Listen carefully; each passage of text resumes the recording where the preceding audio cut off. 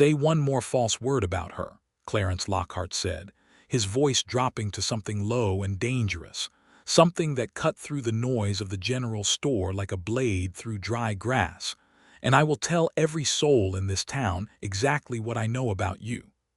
The words fell like stones into still water. Miriam Holt, who had been holding court near the bolts of calico fabric, her fingers dancing over the material with the practiced ease of a woman who had spent 20 years deciding other people's fates with her tongue, went utterly still.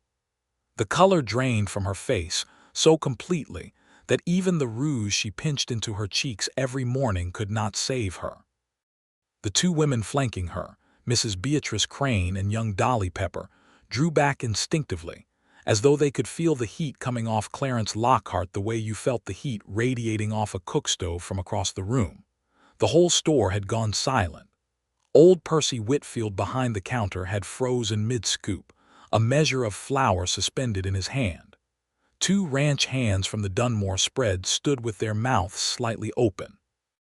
Even the flies seemed to have stopped their lazy circuits in the amber afternoon light. Miriam Holt opened her mouth, closed it. Something flickered in her pale eyes, a calculation, a fear, and then something that looked very much like the first honest emotion she had shown in years. She pressed her lips together until they formed a thin white line, gathered her basket against her ribs, and walked out of the general store with her head held at an angle that was almost, but not quite, her usual triumph. The bell above the door gave a small, indignant clang as she departed. Clarence did not move for a long moment. He stood in the center of the store, his hat in his hand, his jaw set like carved oak, and he stared at the door through which Miriam Holt had vanished. Then slowly, deliberately, he turned and walked out the back way, through the stock room that smelled of tobacco and leather and dried beans, and into the alley behind Main Street where the afternoon sun blazed down on the packed dirt and nobody was watching.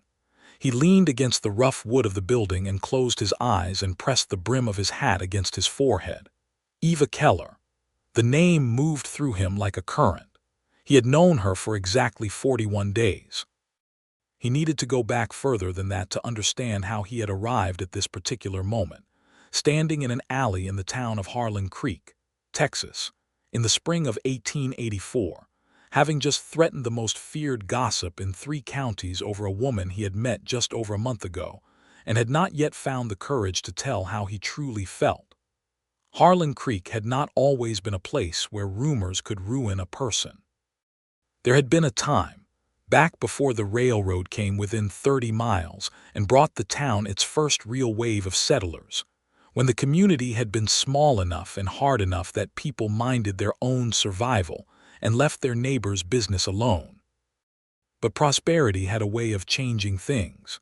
By the time Clarence Lockhart inherited the Lockhart Ranch from his father in 1881, Harlan Creek had grown into a proper town complete with a courthouse, 2 churches, a hotel, a schoolhouse, and all the attendant social architecture of a place that believed itself civilized. Clarence had not minded the growth. He was 31 years old and had spent the better part of a decade building the Lockhart Ranch from a struggling operation into one of the finest cattle spreads in that part of West Texas. He had 3,000 head of longhorn cattle, 12 full-time ranch hands, a cook named Abel who had learned his trade on cattle drives and had brought those skills to an outdoor kitchen that was the envy of every hand for 50 miles. Clarence had money and land and a reputation as a man whose word meant something. What he did not have was any particular interest in the social life of Harlan Creek. He came to town when he needed supplies or legal business, or occasionally a meal at the hotel, when the solitude of the ranch pressed too hard. He tipped his hat to the ladies he passed on the boardwalk, and was cordial in conversation but never lingered, never invited the kind of easy familiarity that led people to think they knew your inner life. This, paradoxically, had made him an object of tremendous fascination. A rich, handsome, unmarried cattleman who kept himself private was exactly the kind of blank surface onto which a gossip-hungry town could project all manner of speculation. And no one projected more enthusiastically than Miriam Holt. Miriam Holt was 53 years old and had been widowed twice, a fact she wore with an air of distinction rather than sorrow. Her first husband had left her moderately comfortable, and her second had left her considerably wealthy, and she had spent the decade since his death deploying that wealth like a weapon in the social battles of Harlan Creek. She knew everything about everyone, or claimed to, and what she did not know, she was perfectly willing to invent if the invention served her purposes. Her purposes were generally the maintenance of her own position at the apex of the town's social hierarchy, and the management of anyone who threatened that position. For years, Clarence had escaped her serious attention simply by being male and established and wealthy enough that attacking him carried genuine risk. Miriam dealt primarily in the reputations of women and the lesser men who depended on women's social standing to navigate their lives. Clarence had no such dependency. He could afford to ignore her, and he did. Until Eva Keller arrived in Harlan Creek on the 3rd of March, 1884, on the afternoon stage from San Angelo, carrying a single large trunk and a smaller valise, and wearing a traveling dress of dark blue wool that was well made but showed the marks of considerable wear, and everything changed. Clarence had been at the stage depot that afternoon by pure coincidence. His ranch foreman, a reliable man named Dutch Vickers, had broken 2 fingers in an accident with a gate latch 3 days prior, and Clarence had driven into town himself to collect a medical package that the doctor in San Angelo had sent up. He was loading the package into his wagon when the stage rolled in, and he had looked up from habit, the way any man looks when something new arrives in a town where things rarely arrive new, and he had seen Eva Keller step down from the coach. She was not beautiful in the way that stopped a man cold and made him feel robbed of his good sense. She was something more complicated than that. She was a woman of perhaps 26 or 27, with dark auburn hair pinned up under a practical hat, and a face that was striking in its intelligence and its wariness in equal measure. Her eyes moved across the depot, taking inventory, assessing, and when they swept briefly across Clarence, he had the strange sensation of being accurately read by a person who had a great deal of experience with reading people quickly and getting them wrong. She had arrived to take the position of schoolteacher, replacing old Mr. Finch, who had retired to his daughter's house in Abilene after 20 years of educating Harlan Creek's children. The school board had hired her on the strength of her references from a school in Missouri, and she had arrived alone, which was itself a subject of immediate speculation. Clarence had not spoken to her that day.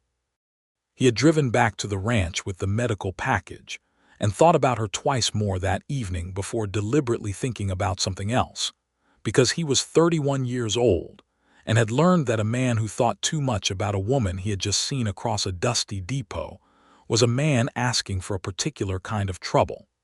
He had met her formally 10 days later at the church social that the Methodist congregation held the second Sunday of every month. He had attended because Mrs. Dutch Vickers had made it clear to Dutch, and Dutch had made it clear to Clarence, that his continued absence from community events was beginning to read as arrogance, and Dutch was the kind of foreman whose opinions on social matters Clarence had learned to respect. Eva Keller had been standing near the lemonade table with a slightly embattled expression that Clarence recognized immediately as the expression of a person who has been introduced to too many people in rapid succession and has begun to lose the thread. Reverend Clay's wife was talking at her with considerable enthusiasm about the Sunday school program, and Eva was listening with great attention and nodding at the appropriate intervals, but her eyes had the slightly glassy quality of a person whose mind was elsewhere. Clarence had picked up 2 glasses of lemonade without entirely planning to, walked across the churchyard, offered one to Eva with a brief, "You look like you could use a reinforcement," and waited.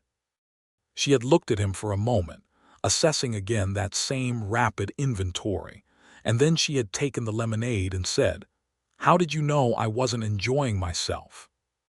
"Your smile," he said, "is working a great deal harder than the rest of your face." She had laughed at that. It was a genuine laugh, surprised out of her, the kind that shows up before the social guard can intercept it, and it transformed her face completely. He had felt something shift in his chest, like a heavy piece of furniture being moved to a better position.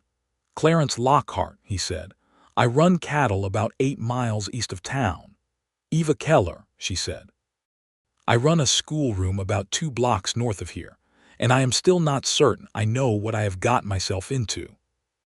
They had talked for nearly an hour, which was the longest Clarence had voluntarily spoken to anyone at a church social in recent memory. She was from a small town in Missouri, she told him, the daughter of a schoolteacher herself, and she had taken her own certification and taught for 4 years before a set of circumstances she was careful not to detail had brought her to the decision to start completely fresh somewhere new. She loved literature and was quietly passionate about mathematics, which she felt was taught poorly to children everywhere, because teachers presented it as a set of rules to be memorized rather than a set of puzzles to be solved. She had opinions about the proper way to break a horse that surprised him, based apparently on watching her uncle work with horses as a child, and she had a dry, precise sense of humor that appeared without warning at odd intervals in a conversation and made everything brighter. He had walked home from that social in the good, warm dark of a Texas March night thinking about her with a focused intensity that he recognized, with some alarm, as something he had not felt in a very long time. The dark past that he kept carefully private included, among other things, a woman. Her name had been Caroline Marsh, and she had been the daughter of a neighboring rancher, and they had been engaged to marry in 1879. And then she had died of typhoid fever in July of that year, 3 weeks before the wedding date. Clarence had handled this with the same deliberate self-containment he brought to every difficult thing, had buried the grief somewhere deep and well-sealed, and had put his full energy into the ranch. He had not been a monk, he had not been a hermit.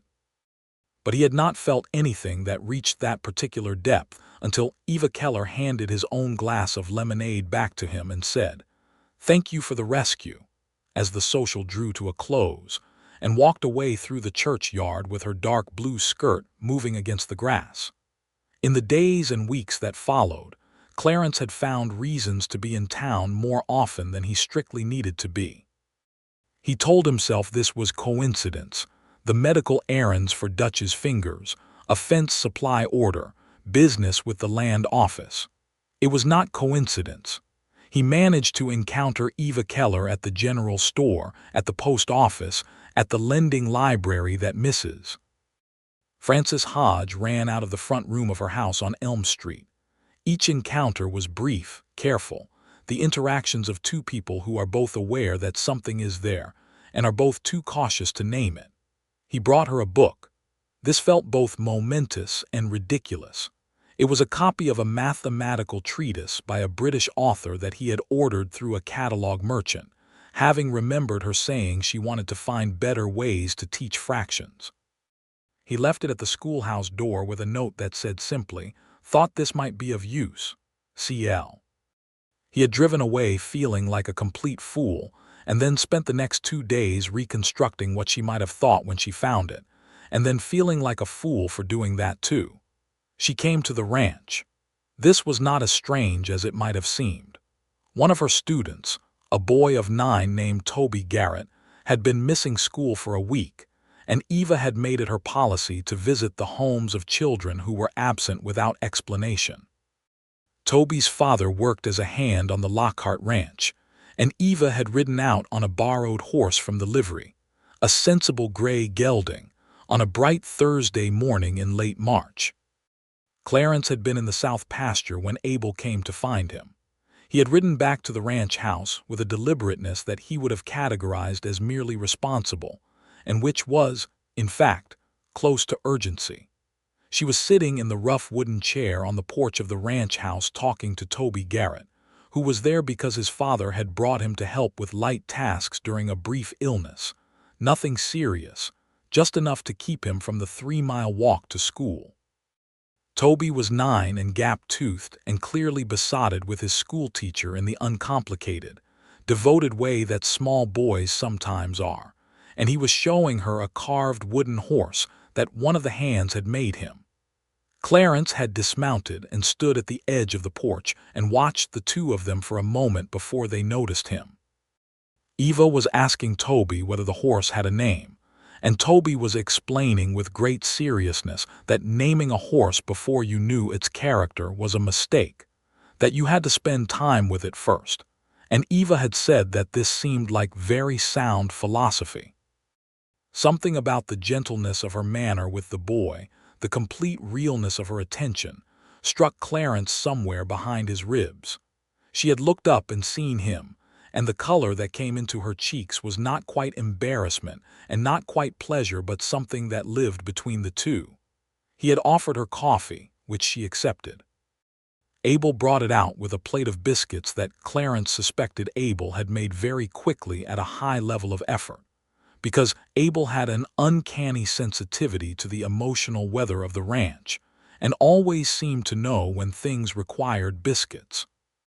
They had sat on the porch in the bright morning, Toby eventually wandering off to find his father, and they had talked with a freedom and ease that surprised them both. Away from the social architecture of town, away from the watching eyes and the weighing judgments, something relaxed between them. She told him more about Missouri, about her father's school where she had grown up among books and chalk dust and the specific smell of children learning. She told him about a younger brother who had gone west 2 years ago and was somewhere in New Mexico territory and wrote infrequently. She did not tell him what had brought her from Missouri to Texas, not exactly, but she moved around the edge of it once when she said, "Sometimes a place stops feeling like yours. Sometimes something happens and you realize that you have been holding on to a version of your life that doesn't exist anymore, and it's actually a relief to let go of it." He had looked at her very directly when she said that, and she had looked back, and neither of them had looked away for a moment that was longer than comfortable and shorter than enough. He walked her horse to the gate when she left and stood with his hand on the animal's neck while she settled into the saddle, and he said, "Come back whenever you have cause," and she said, "I will make cause," and rode away into the bright Texas morning. He had stood at the gate for considerably longer than was necessary. The problem with a town like Harlan Creek was that nothing happened privately. The schoolteacher riding out to the Lockhart ranch on a Thursday morning was noted, commented upon, and passed along through the social circuit with the efficiency of a telegraph message. By Saturday it had been observed, filed, and submitted for judgment, and the chief judge, as always, was Miriam Holt. Miriam had not liked Eva Keller from the moment she arrived. This was not personal, not initially. Miriam did not like any new woman who arrived in Harlan Creek alone with unknown history, because unknown history was territory that Miriam had not yet mapped and could not yet control. She had spent the first 2 weeks after Eva's arrival gathering information, speaking to the school board members who had hired her, writing a letter to a contact in Missouri who knew the area where Eva had come from, assembling what details she could. What she assembled was this: Eva Keller had left Missouri under circumstances that involved a man. The details were murky, the story unclear, but the shape of it was legible enough for Miriam's purposes. There had been an engagement, she believed, or something close to it, and it had ended badly, and Eva had left. Whether the fault was Eva's or the man's, or simply the fault of the terrible luck that attends certain lives, Miriam either did not know or did not care to investigate too carefully, because the facts of a situation were always less useful than the impression of a situation, and the impression she had decided to create was a damning one. She began talking.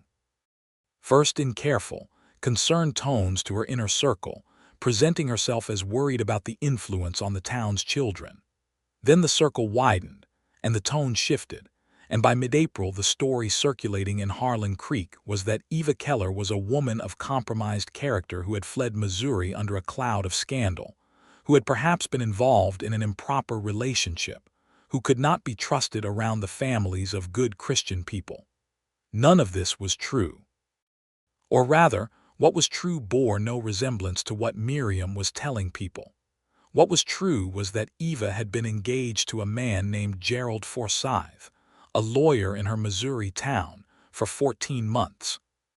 She had loved him with a steady, earnest love, and had built her picture of the future around him. And then she had discovered, in the most direct possible way, that Gerald Forsyth had been engaged to 2 women simultaneously, herself and a woman named Helen Cray from the neighboring county, and that he had intended to marry whichever family offered better financial connection. The discovery had been public, humiliating, and complete, and it had been Gerald's fault in every particular. Eva had done nothing wrong except love a dishonest man, which was a crime that women paid for far more harshly than the men who committed the actual dishonesty. She had left Missouri not because she was driven out in disgrace, but because staying in a place where everyone knew the story, where every sympathetic face reminded her of her humiliation, where Gerald Forsyth still walked the streets with his new wife Helen and expected the world to treat him as respectable, had become unbearable. She had left because she was brave enough to understand that starting over was better than calcifying around someone else's betrayal. But Miriam Holt told none of this story. Miriam Holt told the story that was more interesting and more damaging, and she told it with the authority of a woman who had never in 20 years been seriously challenged. Until Clarence Lockhart walked into the general store on a Tuesday afternoon in mid-April and heard Miriam, holding forth to Mrs. Crane and Dolly Pepper, about the school board's responsibility to remove Eva Keller before she corrupted the town's children, and something in him went very still and very cold. He had been standing near the hardware section, examining a replacement hinge for a barn door, when Miriam's voice carried across the store with a clarity that suggested she was not, in fact, trying to speak privately. He had listened for 30 seconds, just long enough to be certain he was understanding what he was hearing, and then he had set down the hinge and walked across the store and said the words that had stopped the world. "Say one more false word about her, and I will tell every soul in this town exactly what I know about you." Now, leaning against the back wall of the general store in the alley with the April sun pressing down on the crown of his hat, Clarence considered what he had done. He had issued a threat that was entirely real. Because he did know something about Miriam Holt, something that she had worked very hard to keep buried, and the knowledge had come to him through a route that was both accidental and irrefutable. 2 years ago, Miriam's nephew had come through Harlan Creek on his way west. He had stayed 3 days at the hotel, and during that time he had been, by the clear evidence of his behavior, a man under significant strain. Clarence had encountered him at the hotel bar, one of those accidental late-evening conversations that happen between men who are both awake when they should be sleeping, and the nephew had talked. He had talked about his aunt, about Miriam, and what he had said was not a rumor or a speculation, but a specific, documented fact that Miriam Holt had spent considerable money and effort to conceal. Miriam Holt's second husband, the wealthy one, had not died of natural causes as she maintained. He had died of an overdose of laudanum, and the local authorities in the Kansas City where it happened had opened, and then quietly closed an inquiry after certain financial arrangements were made by Miriam's attorney. The nephew, who had inherited a portion of his uncle's estate and had seen the documents, was the only person outside a very small circle who knew the full shape of what had happened. And he had told Clarence in that late-night conversation, partly because he was frightened and did not know what to do with the knowledge, and partly because he had needed, desperately, to tell someone who was not involved. Clarence had kept this information locked in the deepest cabinet of his private knowledge for 2 years, because it was not his story to tell, and because he was not a man who used other people's secrets for his own advantage. He had not told a soul, but he would. He would tell it if Miriam Holt continued to destroy Eva Keller's life, with her manufactured scandals. He would tell it not out of malice, but because the alternative was watching a good woman be annihilated by a bad one, and he was not capable of standing still for that. He pushed himself off the wall, settled his hat, and went to find Eva. She was at the schoolhouse at the end of the day, sweeping out the single long room while the last of the afternoon light came through the windows at a low angle and turned the dust motes in the air to small golden storms. He knocked at the open door and she looked up and something crossed her face, surprise and something warmer that she managed before it became too readable. "Mr. Lockhart," she said. "Miss Keller." He stepped inside. The schoolhouse smelled of chalk and wood and the particular warmth of a room that had held children all day. The small desks were arranged in neat rows. Her desk at the front held an orderly stack of papers that she had been marking. "I wonder if I might speak with you." She set the broom against the wall and folded her hands in front of her with an attention that was not quite formal and not quite relaxed. "Of course." He told her what he had heard. He told her simply, and without the editorial additions that other men might have made, just the facts of Miriam's campaign and the words he had spoken in the general store. He watched her face while he talked. Several things moved across it in sequence. First anger, a flash of it, hot and real. Then something that looked very much like humiliation, not about what she had done, but about being the subject of this conversation at all, about having her private history circulating through someone else's mouth. Then a long, careful pause. "What do you know about her?" she asked. "That you would tell." "Enough," he said. She looked at him steadily. "You did this on my behalf." "I did it because what she is saying is false," he said, "and because I have a particular feeling about false things being said about people who don't deserve them."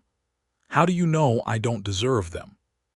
she asked, and there was nothing coy in it, just a direct question from a woman who had been in enough situations to know that people's assumptions about her character were not always in her favor. "I know," he said simply. She turned away from him and walked to the window and looked out at the street where the afternoon was settling into early evening. He waited. He was a man accustomed to waiting, to the particular patience of someone who works with livestock and land and weather, all of which operate on schedules that have nothing to do with human preference. "I left Missouri," she said after a moment, still looking out the window, "because of a man who made promises he had no intention of keeping. Not to me specifically. He made the same promises to another woman simultaneously. When it came to light, the town managed to distribute blame in a way that I found." She paused, choosing, creatively unjust. "He walked free," Clarence said. "He married the other woman and practices law in the same courthouse where he has always practiced it." She turned from the window. "I don't want your pity, Mr. Lockhart." "I'm not offering it," he said. "I'm offering my very strong opinion that Miriam Holt should be stopped." "And you propose to stop her with a secret?" "If necessary." She looked at him for a long moment. The last of the afternoon light was coming through the window behind her, and it caught the auburn in her hair, and Clarence stood very still because there was something in this particular moment that felt like the edge of something, like standing at the rim of a canyon and being fully aware of the drop. "Why does it matter to you?" she asked. He could have said many things. He could have said that he had a general objection to injustice, which was true. He could have said that the reputation of the school was important to the community, which was also true if irrelevant. He said instead, after a pause that lasted exactly long enough to be honest, "You know why." The color came into her face again. She looked down at the chalk dust on her hands and then back at him, and she said, in a voice that was quiet but entirely certain, "Yes, I think I do." They stood in the schoolhouse in the settling evening light, and neither of them moved, and then she said, "I think you should probably come to supper on Friday." "I think I should," he said. He walked back to his wagon in the blue dusk with the feeling of a man who has just narrowly avoided falling off a cliff, and discovered, to his astonishment, that the ground below was solid. Eva boarded with Frances Hodge, the widow who ran the lending library, a comfortable arrangement in which Eva had 2 rooms at the back of the house with her own entrance and the use of the kitchen on certain evenings. She cooked supper on Friday with her complete attention, which was the way she did everything. And by the time Clarence knocked at the back door at 6:30, the kitchen smelled of roast chicken and cornbread, and something with onions and sage that he could not quite identify. He brought wine, which required him to think carefully about whether Harlan Creek had a wine merchant, which it did not, but the hotel did, and he had visited the hotel that afternoon and had what he suspected was an overly long conversation with the proprietor about what variety was appropriate for a supper with a woman who was not, technically, expecting him to bring wine. Eva opened the door and looked at the bottle and looked at him and said, "You are taking this very seriously." "I take most things seriously," he said. "I've noticed," she said, and stepped back to let him in. The evening was, in the careful accounting of Clarence Lockhart's interior life, one of the finest he had spent in years. They talked through supper and through the washing up, and then sat on the small porch off her rooms in the warm April evening and talked until the stars were fully out. She told him more about Missouri, about her mother who had died when Eva was 16 and her father who had raised her on a combination of strict educational principle and deep kindness, and had died himself the previous year, which was another reason Missouri had felt untenable. He told her things he had not told anyone, about his father, about the ranch in its early struggling years, about Caroline. He had not spoken Caroline's name out loud to anyone in 4 years. He said it simply, explaining, not in the way of a man who was still consumed by grief, but in the way of a man who was placing a fact in its correct context, so that the person across from him would understand his present accurately. Eva listened without the particular sympathetic softness that he had always found unbearable from well-meaning people. She listened as if the information mattered to her understanding and nothing else was required of her.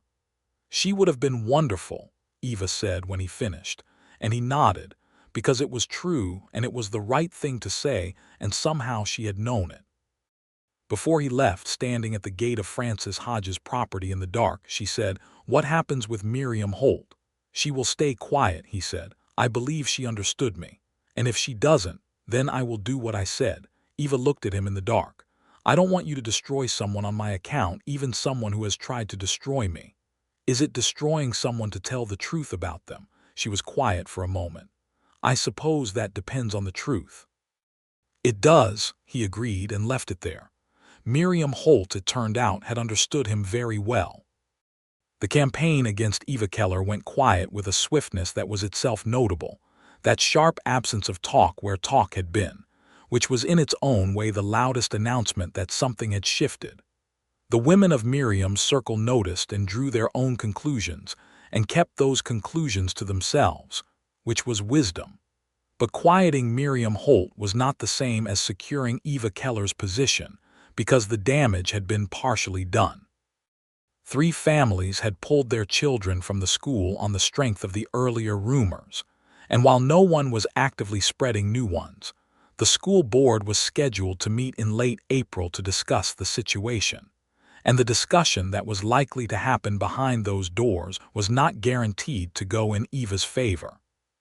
Clarence found this out from Dutch Vickers, who had a cousin on the school board, and he spent 3 days thinking about it with the kind of focused deliberation that he usually reserved for decisions about cattle routes and land purchases.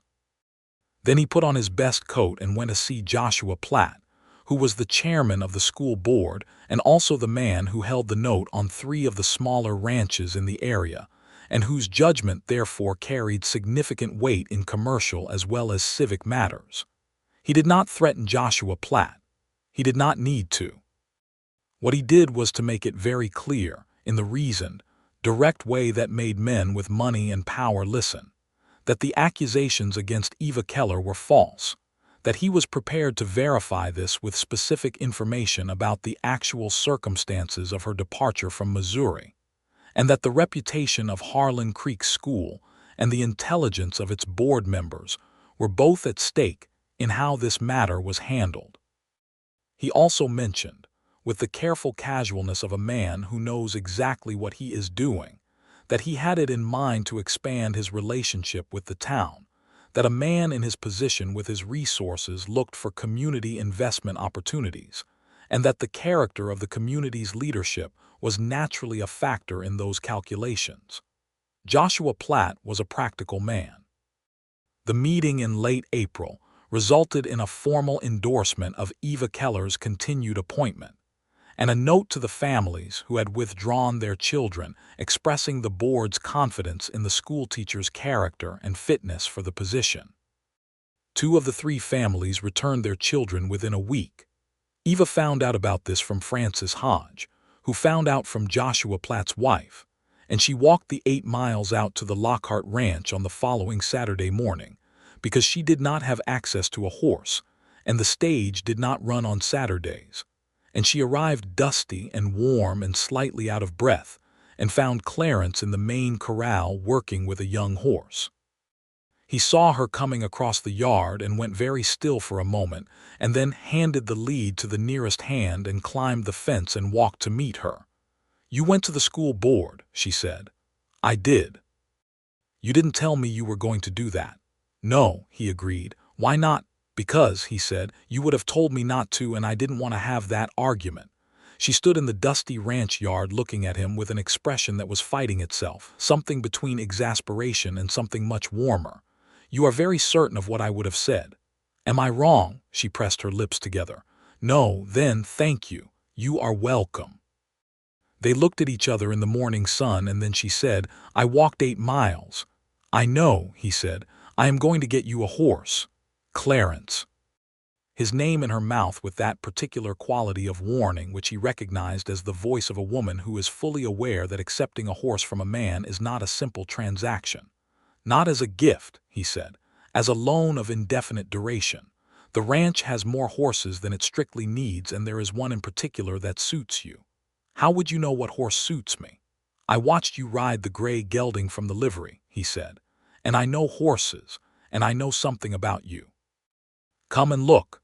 The horse was a bay mare of about 7 years, steady-tempered and responsive, with good ground manners and enough spirit to be interesting.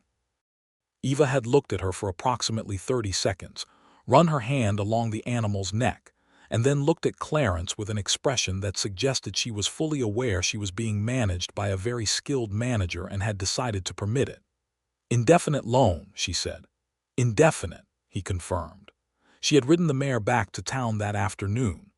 The mare's name turned out to be Patience, which Abel said later was either very fitting or very ironic, and which Clarence thought was just right. May came in with warm days and cool nights, and the cattle spread across the spring grass in the big pastures east of the creek, and the ranch ran smooth and well, and Clarence rode out every morning to check fences and assess water sources, and keep the running count that a cattleman never fully stops running. He brought Eva to the ranch twice more that month, once when she expressed an interest in understanding more about the actual economics of cattle ranching, which she said she wanted to teach the older students as practical mathematics, and once because he simply asked her and she simply said yes.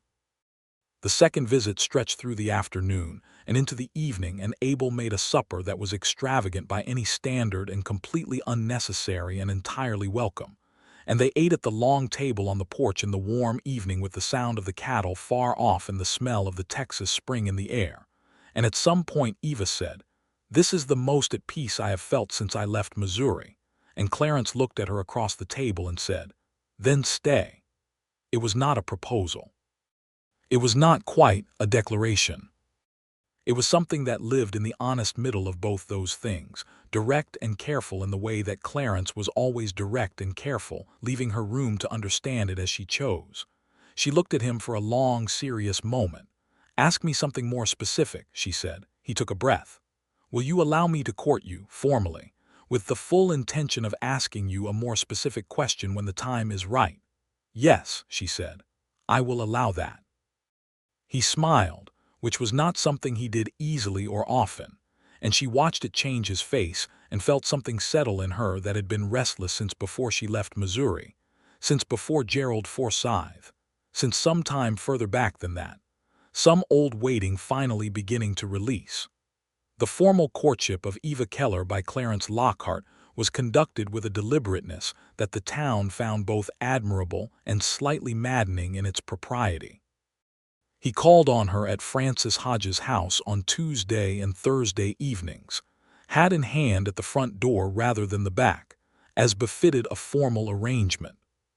He took her to Sunday services and to the occasional hotel dinner, and once to a small concert put on by the church choir in the town square, during which he sat beside her in the warm evening and they maintained exactly appropriate contact, and he was very aware of exactly how appropriate it was. He sent her books. This became a kind of language between them. He sent a collection of essays by a British naturalist after she mentioned finding the natural world of West Texas strange and wonderful. He sent a volume of poetry by Tennyson after an evening conversation about beauty and whether it could be taught or only recognized.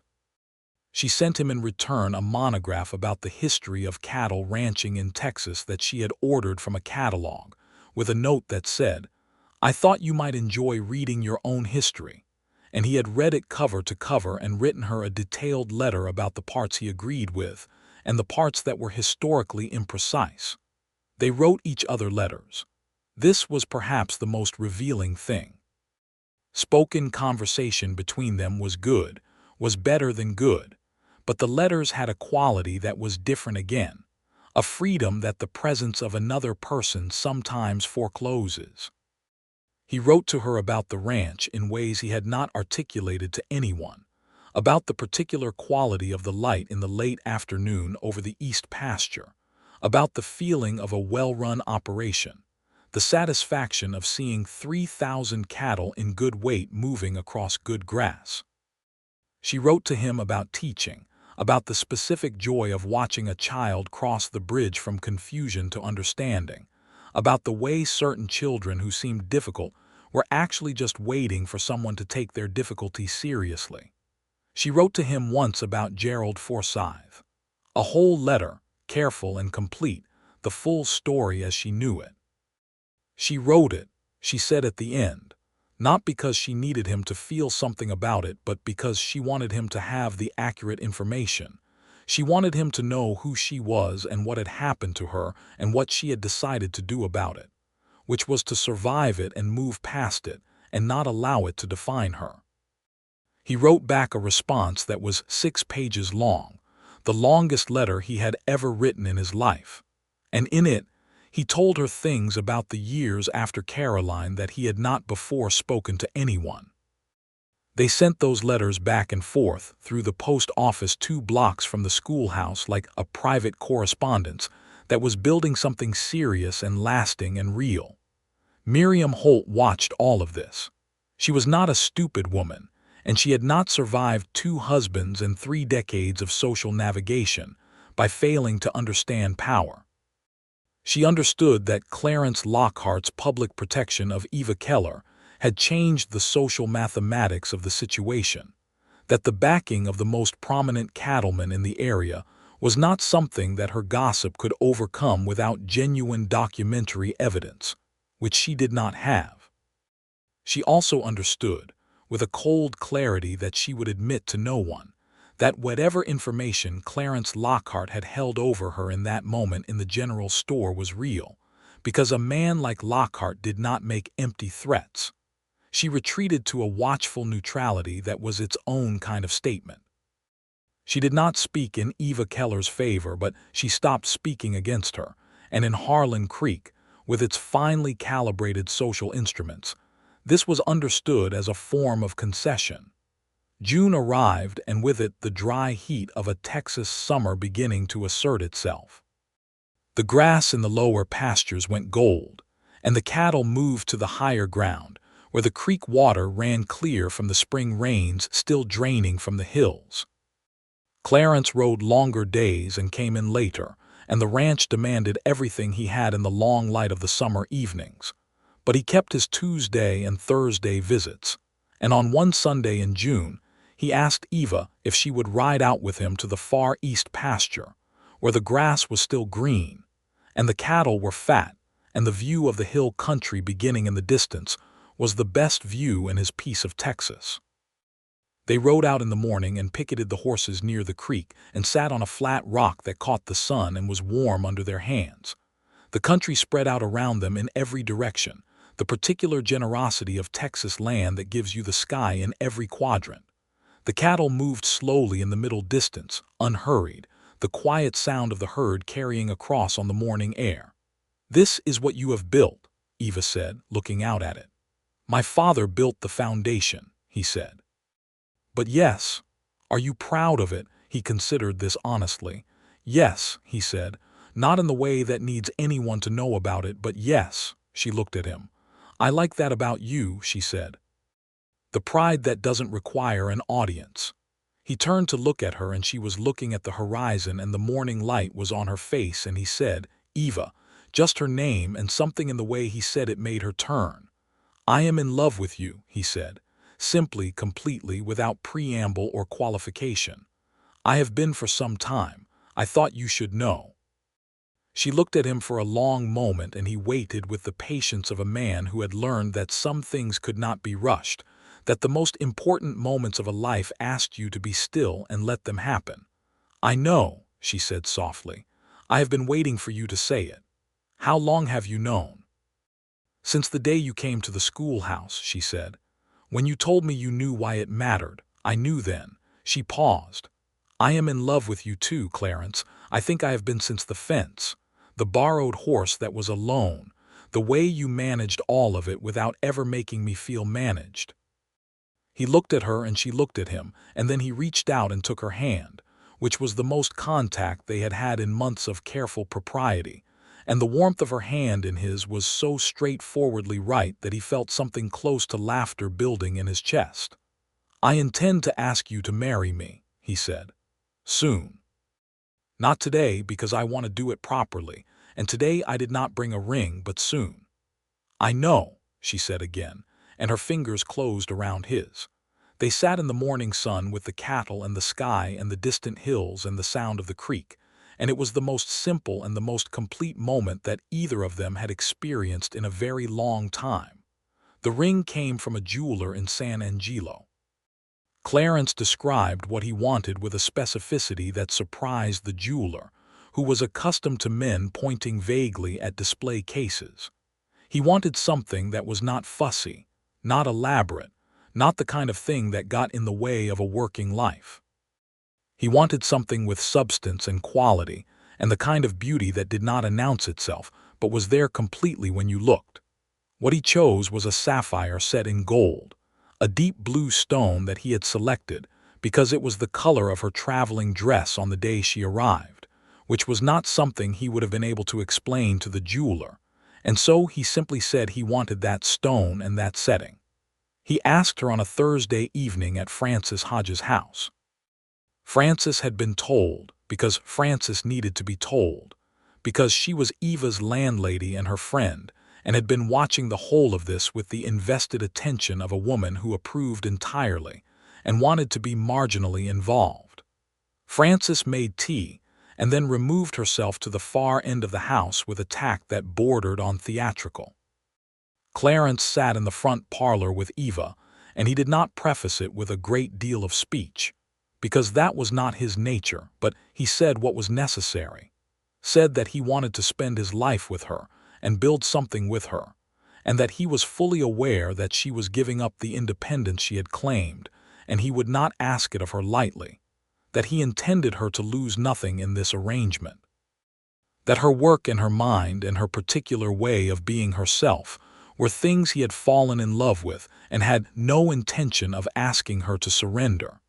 He said he was asking her to be his partner, in the full sense of that word, in a life that he thought could be very good. She looked at the ring in its small velvet box and then at him, and she said yes in a voice that was steady and certain, and he put the ring on her finger and she looked at it for a moment with an expression that he would carry the rest of his life. "It is the color of the dress I wore when I arrived," she said. He did not respond immediately.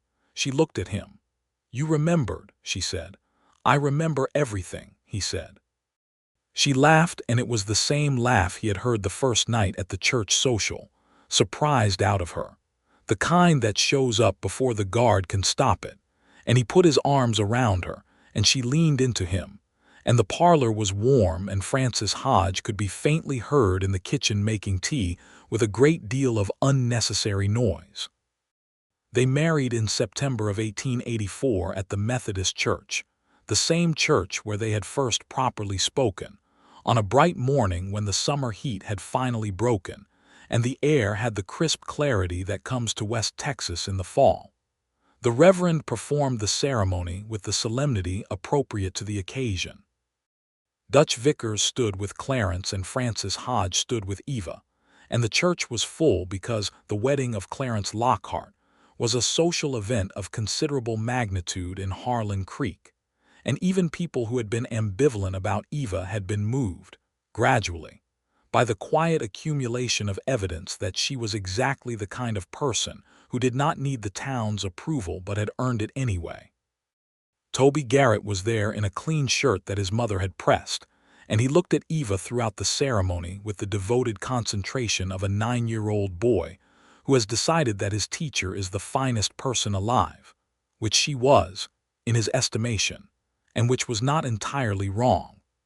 Miriam Holt was also present, because Harlan Creek was a small town, and not attending the wedding of its most prominent citizen would have been a declaration of war that even she was not prepared to make.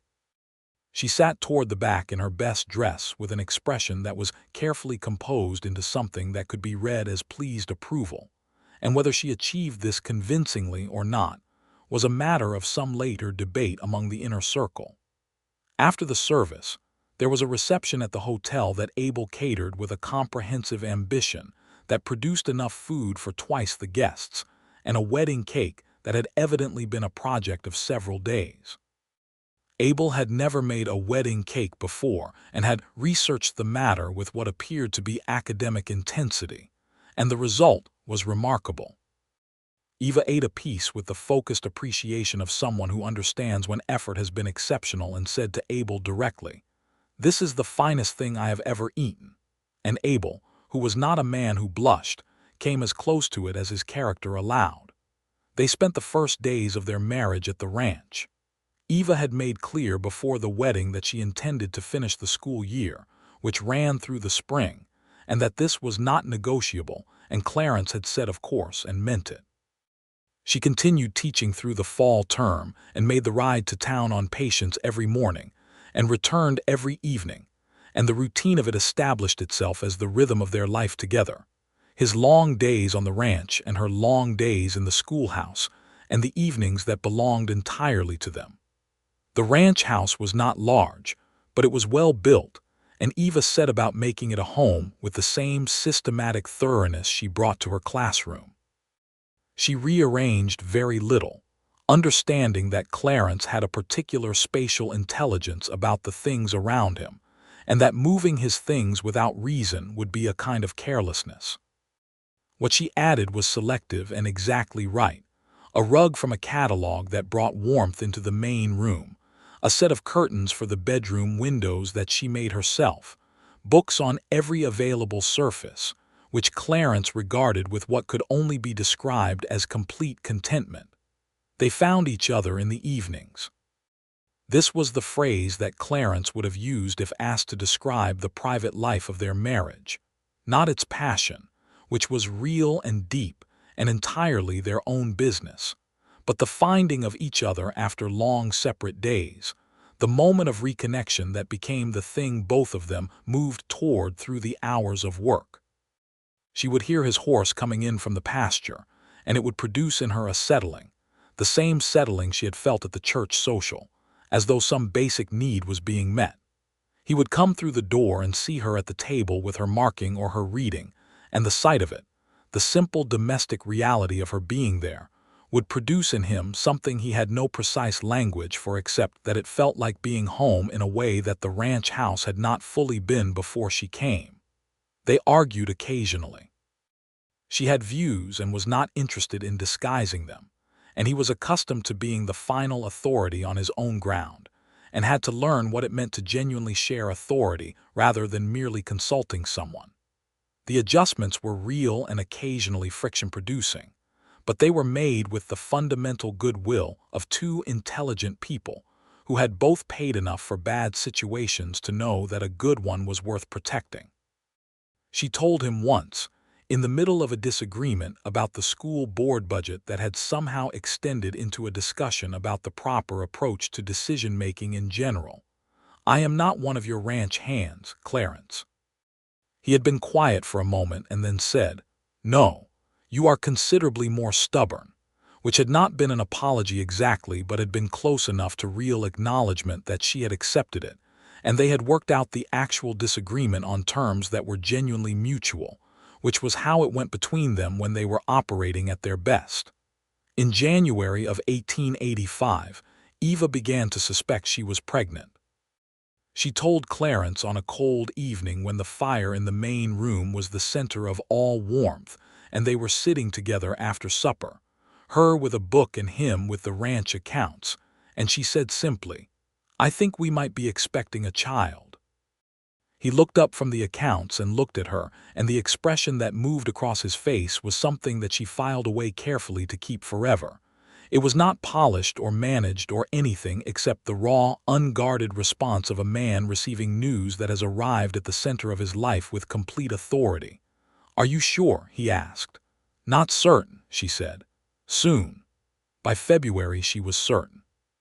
The doctor in Harlan Creek, an efficient man named Dr. James Pryor, confirmed it and told her the child would likely arrive in late summer. Eva told the school board in March and managed the ensuing somewhat chaotic discussion about the logistics of the school year with her usual precise competence. She taught through the spring term, through the warming days of May and June, through the growing heaviness of July, finishing 2 weeks before her due date. Clarence was magnificent in all of this. There was no other word. He worried about her, which she understood and accepted, and he expressed the worry in practical ways rather than excessive solicitude, which was the right approach and which she appreciated. He made sure Dr. Pryor was available, and that Dutch's wife Mary, who had delivered 2 of her own and helped with several neighbors, was informed and on call. He built a proper cradle in the evenings in the barn, which she found out about when she heard the sawing one night and went out to see, and the sight of him in the lamplight working carefully at the pine boards produced in her a wave of feeling so strong it had embarrassed her slightly. The child came in late August 1885, on a hot night when the crickets were loud and the moon was full. It was a difficult labor, long and exhausting, and Clarence sat outside the bedroom door for 11 hours in a state of controlled but barely controlled distress that Dutch Vickers, who was also there at Eva's request, because she had said that Dutch was steady and she wanted steady people around, kept watch over with the patient companionship of a man who understood that some vigils cannot be helped through. When Mary Vickers opened the door and said, "A boy, Mr. Lockhart." Healthy and furious, he went into the room with the careful, deliberate step of a man who is not certain his legs will support him and found Eva exhausted and complete against the pillows with the child at her breast, and she looked up at him and said, "He has your jaw," which was somehow both the funniest and the most extraordinary thing anyone had ever said to him. They named the boy Robert James Lockhart. Robert for Clarence's father and James for Dr. Pryor, who had been steady and skilled and kind through the whole of it. Robert James Lockhart was, from his first hours, a vigorous and strongly opinionated person who announced his preferences at a volume that carried well beyond the ranch house, and who was adored immediately and completely by everyone on the property including Abel, who began researching infant nutrition with the same academic intensity he had brought to the wedding cake. Eva returned to teaching in the fall of 1885 with Mary Vickers caring for Robert during the school day, an arrangement that worked well and that Eva had organized with the methodical foresight she brought to everything. The school board, whose relationship with her had moved from wary to respectful, to something approaching grateful over the preceding year, made the necessary adjustments without difficulty. The life they were building spread itself over the next years with the deep, productive satisfaction of two people who have found not just love but genuine partnership. The ranch grew, carefully and deliberately, Clarence buying land to the north when a neighbor sold, and improving the water situation on the east pasture with a windmill that Dutch and the hands installed over the course of a wet October. Eva expanded the school's library through a combination of donation campaigns and strategic letter writing to publishers in New York and St. Louis, who occasionally sent boxes of books at reduced cost. And by 1887, the Harlan Creek School had one of the better small libraries in that part of West Texas. Robert was 2 and then 3 and then a running, determined small person with his father's dark eyes and his mother's very specific sense of what he thought was just, which expressed itself primarily in loud objections to any perceived unfairness in the allocation of Abel's biscuits. He followed Clarence around the ranch yard with the devoted tracking instinct of a child who has decided that wherever his father is going is where interesting things happen, and Clarence bore this with a tenderness that surprised him, that the daily company of this small person had become one of the fixed joys of his life. Miriam Holt had not, in the years since the confrontation in the general store, reformed exactly. A person like Miriam Holt did not reform, she recalibrated. She had found other targets, other small campaigns, and she continued to hold her position as the apex of Harlan Creek's social hierarchy, but she held it with a somewhat different understanding of its limits. She and Eva maintained a relationship that was formally cordial and genuinely cold, and that both of them navigated with the care of people who are aware of exactly what the other person is capable of. There was one occasion, in the spring of 1886, when Miriam had let slip at a sewing circle a remark about the Lockhart household that was not quite an accusation, but was pointed in a direction that was clear enough. It had reached Eva through Francis Hodge within 24 hours. Clarence had found out from Eva that same evening. He had sat with it for a day, and then he had called on Miriam Holt at her house. He had sat in her formal parlor with his hat on his knee and told her, with the precise economy of a man who does not waste words, that his patience with the subject of his wife was permanently exhausted, and that if she chose to test it, he would be comprehensive in his response, and that she was welcome to assess the reality of that statement against everything she knew about his character. Miriam had received this in silence and offered him tea, which he declined, and he had left. She had not made another remark about Eva Keller in any form that had ever been reported to Clarence since. The second child came in 1887. A girl this time, dark-haired and precise in her attentions, who looked at the world from her first weeks with an evaluating intelligence that made Eva laugh and say, "She is going to be trouble for someone's logic." They named her Clara Frances. Clara because Eva had always loved the name and Frances for Francis Hodge, who had wept at the christening with a completeness that had required 2 handkerchiefs. Robert accepted his sister with the complicated combination of fascination and territorial awareness that characterizes older siblings, and by the time Clara was crawling, he had appointed himself her primary guardian and protector, which was touching to observe and occasionally made things more difficult than if he had stayed neutral. The years moved with the particular quality of years in which one's life is working well, not without difficulty, not without loss, but with the fundamental solidity of a structure that has been built carefully and maintained with care. Dutch Vickers's cousin died and left him a small piece of land, and Dutch took his family there, which meant finding a new foreman, which Clarence did with his usual thoroughness, hiring a man named Eli Marsh, no relation to Caroline, who turned out to be exactly the right person for the work.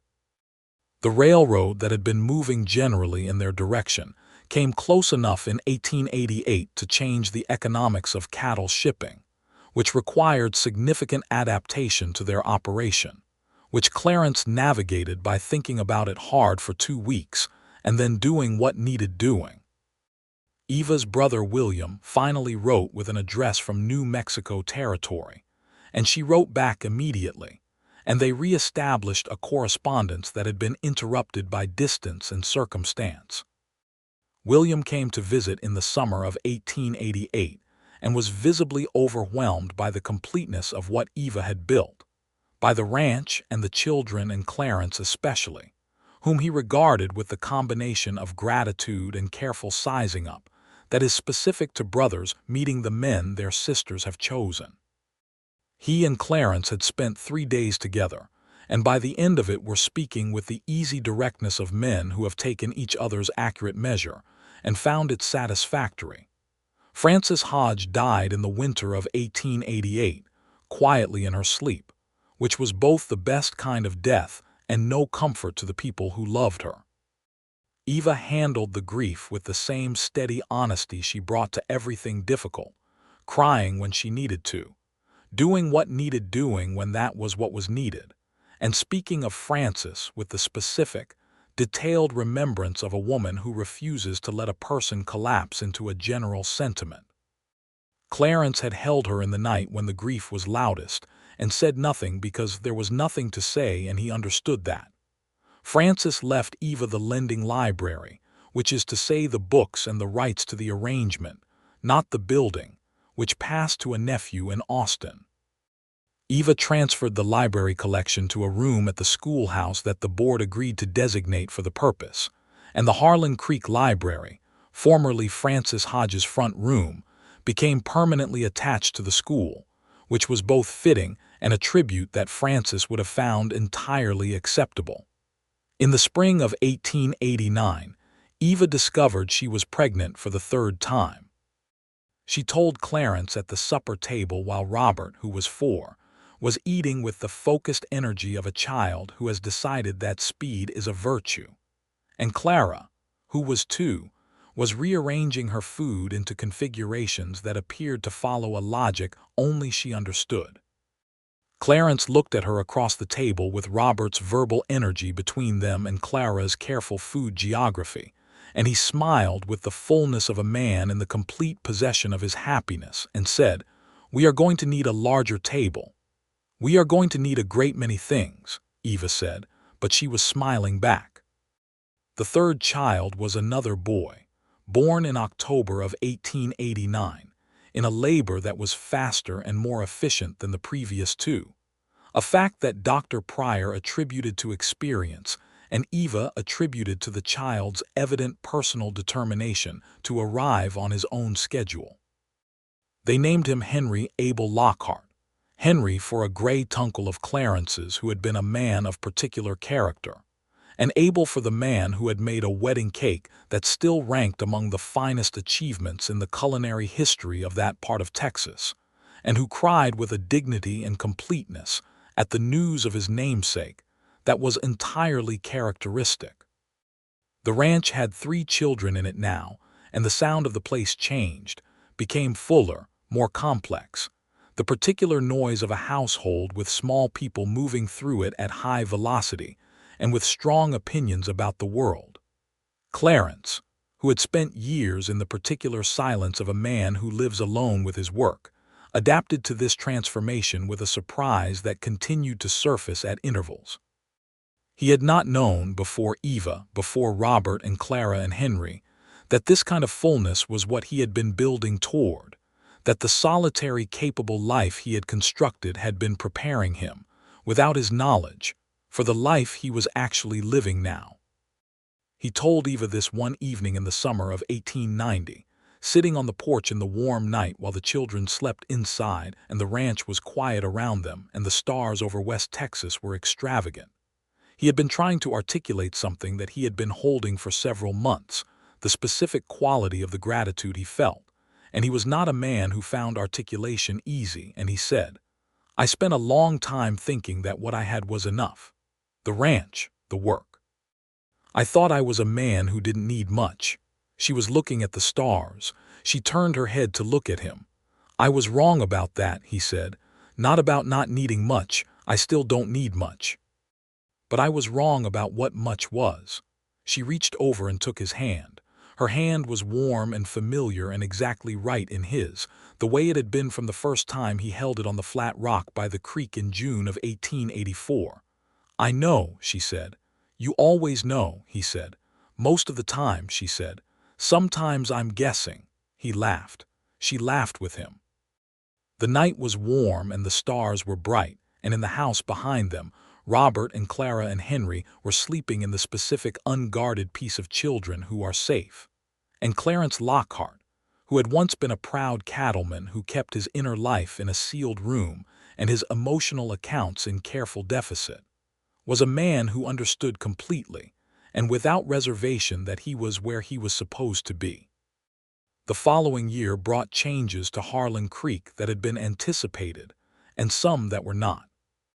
The town incorporated formally and held its first official elections, and Clarence was approached about standing for mayor, which he declined with the same directness with which he had always managed his public life. He had no interest in politics, but had a great deal of interest in the outcome of the water rights negotiation that was threatening to pit several of the larger ranches against each other. And he spent 3 months in 1891 working quietly behind the scenes to broker an arrangement that kept the water accessible to everyone and the relationships between neighbors functional, which was in his view a much more useful contribution than whatever could be accomplished from a mayor's office. Eva was appointed to the school board in 1891, the first woman to hold such a position in Harlan Creek, which was discussed at length by many people and ignored by the people who mattered, namely the other board members who had worked with her closely enough to understand that her appointment was not a social gesture, but a simple recognition of where the expertise actually resided. She served with the same specific, unornamental commitment she brought to everything, and within 2 years the school had a second teacher, a young woman from Waco named Margaret Terrell, who Eva trained and mentored with an exactness and generosity that Margaret spoke about for the rest of her life. Miriam Holt, now in her early 60s, had thinned considerably in her influence if not in her physical presence. The town had grown enough that her particular brand of social authority was no longer the only game in town, that there were enough new people and new voices that no single person could hold the kind of monopoly on social opinion that Miriam had once held. She was still present, still watchful, still capable of a pointed remark delivered with surgical precision, but the terrain had changed around her, and she navigated it with the awareness, if not the admission, that her era of unchallenged dominance was over. She and Eva never became anything warmer than civil. But they achieved, over the years, a kind of professional respect that was its own honest thing. Miriam told someone once, privately, that Eva Keller, that is to say Eva Lockhart, was exactly the kind of woman she would have liked if she had encountered her under different circumstances, which was the closest she ever came to admitting that she had been wrong. By 1892, Robert was 7 and attending the school where his mother taught, which was a situation that both of them navigated with great care, and which worked partly because Eva was scrupulous about giving Robert no special treatment, and partly because Robert was genuinely capable, and partly because the other children were fascinated by the dynamic, and watched it closely enough to notice that fairness was being fully observed, which made the situation acceptable to everyone. Clara was 5 and beginning school, and demonstrated from her first day the same evaluating intelligence that Eva had noted in her infancy, combined with a social confidence that appeared to have been assembled from raw materials that were not quite her mother's, and not quite her father's, but something that was entirely her own. Henry was 2 and still largely governed by the high-energy forward motion of a small boy who has decided that the world is primarily a collection of interesting things to climb on. Abel, who was somewhere in his late 50s, and whose age was a matter of some speculation because he had never been entirely clear on the subject, had become an institution at the ranch in the fullest sense. He had trained a young helper named Pete, who was learning the cooking trade under his supervision, with a combination of genuine instruction and the particular difficulty that comes from being taught by someone who regards their own standards as the only acceptable standard.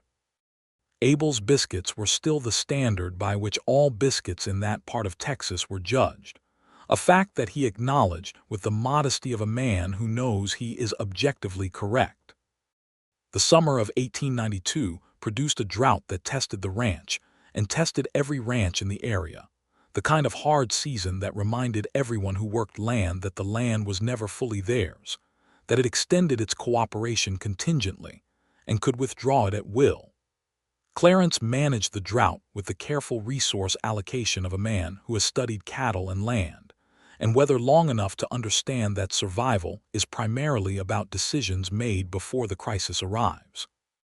They lost some cattle, not as many as others, and the pastures came back in the fall when the rains returned, and the operation continued.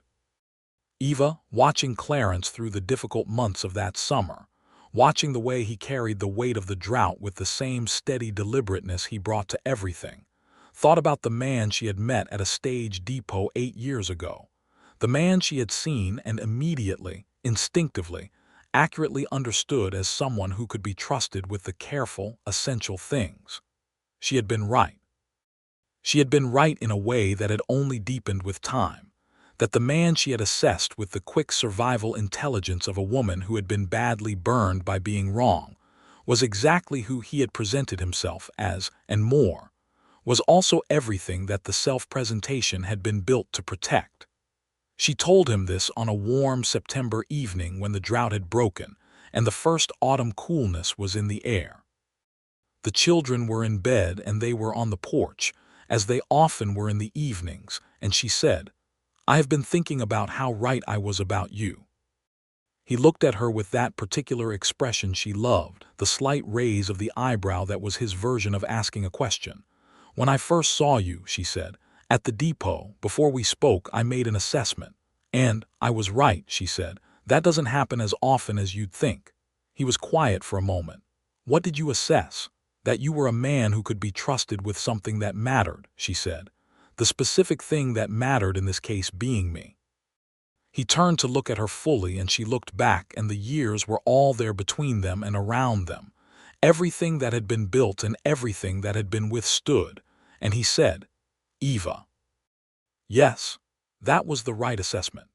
She leaned against him and he put his arm around her, and they sat in the good dark of the Texas evening with the sound of the cooling ranch around them, and the stars beginning to appear above the wide flat land.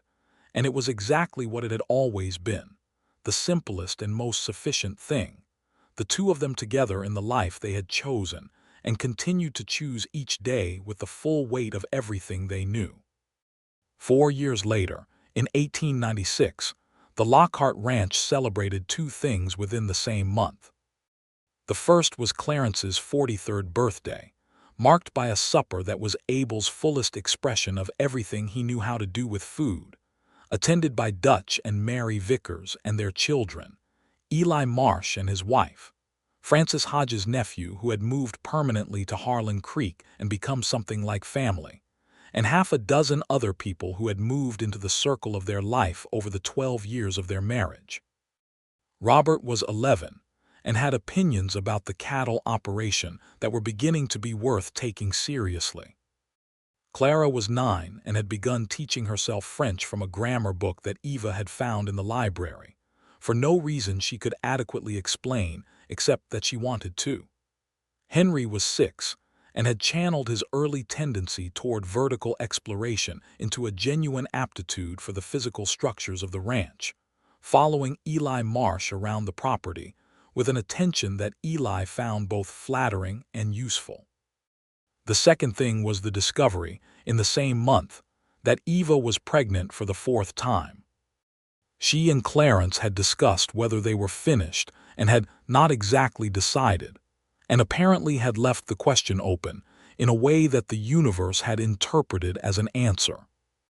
She told him in the kitchen on a morning in October, standing with a cup of coffee at the table, and he came across the kitchen and held her for a long time without speaking and then stepped back and looked at her, and they both started laughing at the same time, the specific laughter of two people who are past surprise and into the deep, comfortable knowledge that whatever comes, they will navigate it together. The fourth child, born in June of 1897, was a girl.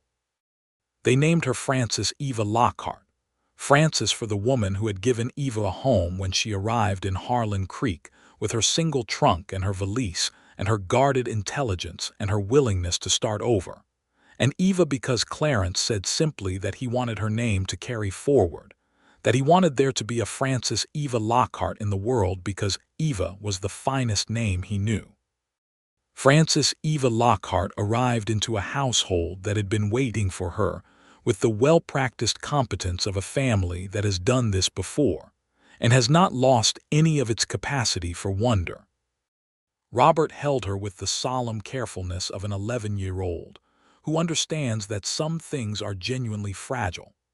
Clara regarded her with the evaluating attention she brought to everything and then declared, with the confidence of a 9-year-old who has been paying close attention, that the baby had their mother's hands, which turned out to be true. Henry sat beside the cradle, the very cradle that Clarence had built in the Lamplight barn in 1885, and watched the baby sleep with the absorption of a child who has decided that this is the most interesting thing currently available.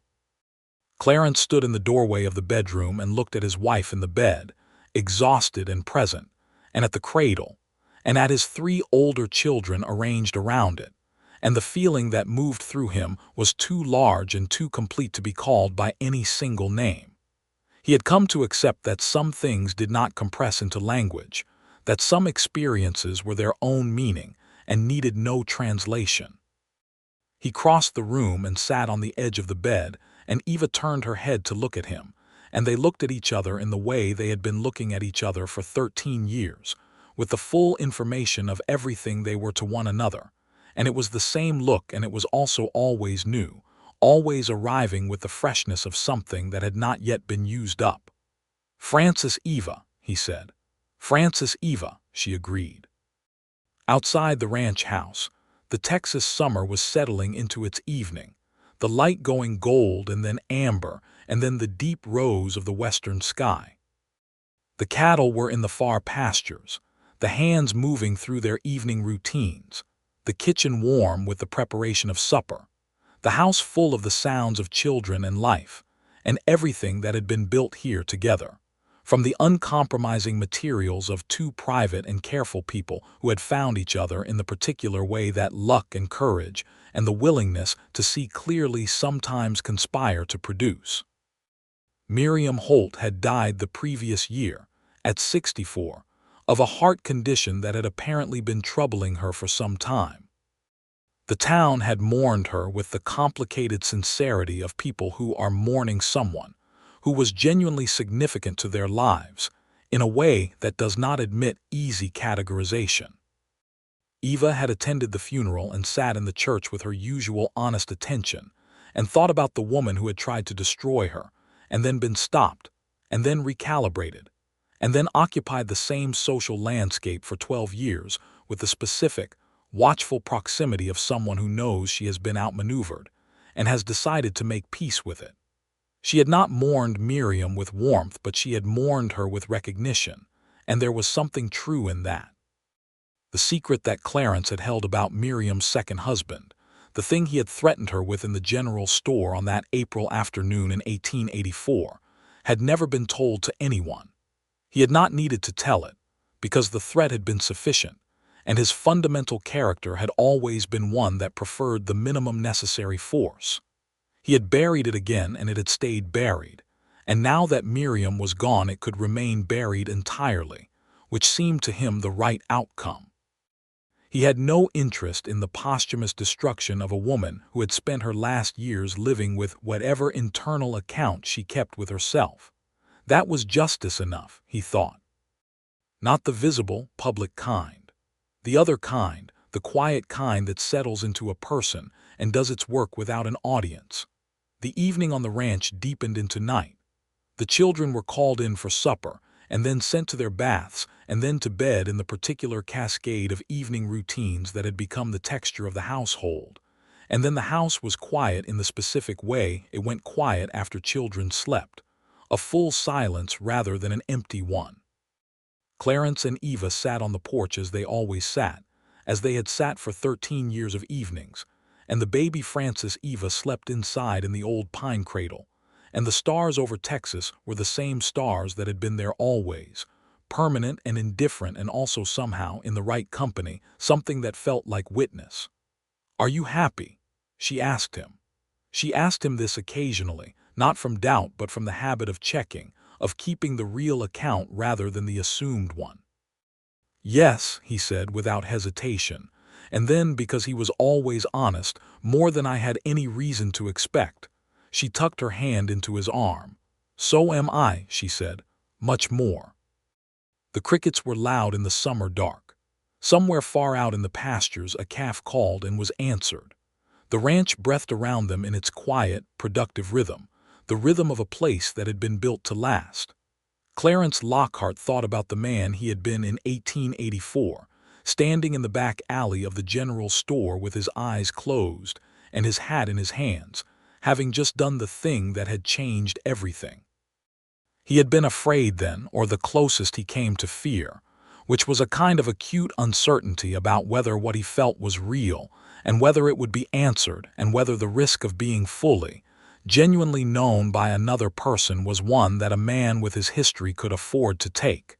He had taken it. She had taken it. They had both walked out onto the uncertain ground of loving someone, and found it solid beneath them, not because it was safe, but because they had built it together from materials that held. He turned his head and looked at her in the starlight, and she was looking out at the dark pastures with the expression she had when she was thinking about something, that particular combination of attention and distance that he had learned over 13 years to read as her most private face, the face she showed when she was fully herself and fully present. She turned and met his eyes, and the smile that came was the real one, the one that showed up before the guard could intercept it, the one he had seen first at a church social in March of 1884 and had been looking for every day since. "Come inside," she said. He followed her in from the porch and closed the door on the Texas night, and the ranch house held them, and the ranch held the house, and everything that had been started in a general store on a spring afternoon, when a proud cattleman had stood up for a woman he loved before he had quite admitted that he loved her, was complete and continuing and entirely, perfectly, irreversibly home.